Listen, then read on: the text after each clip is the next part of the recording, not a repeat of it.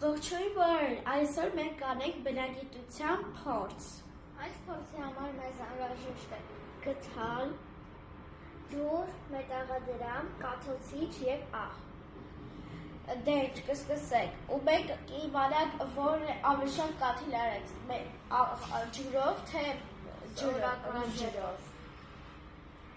Դե ինչ սկսենք։ Առաջինը կսկսենք սորական ջրով։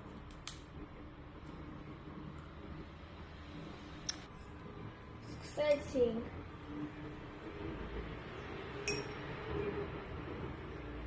Հաշտի 1, 2, 3, 4, 5, 6, 7, 8, 9, 10,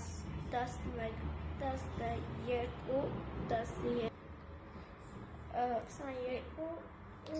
23 կաթիլից թափվեց։ Հիմա մենք անենք աղաջրով։ Ես Այսքան աղը բավարար է։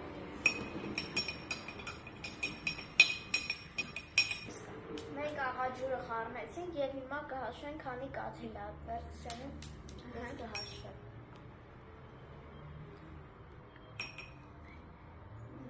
1, 2, 3, 4, 5, 6, 7, 8, 9, 10, 1, 2, 3, 4, 5, 6, 7։ Ինչպես իմացանք, որ 17 կաթիլից թափվեց։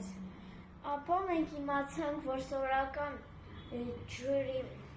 սորական ջրով մետաղադրամի վրա տեղավորվում է 23 կաթիլ, իսկ աղաջրով 17։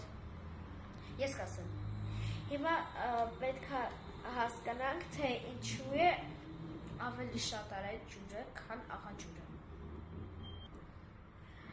Մենք հասկացանք, որ աղաջրով աղի եւ ջրի մոլեկուլները խառնվում են եւ ջուրը սկսում է շուտ թափվել, իսկ սովորական ջրով կաթիլները իրար են կպչում եւ ուշ է թափվում։ Դե ինչ, հաջողություն։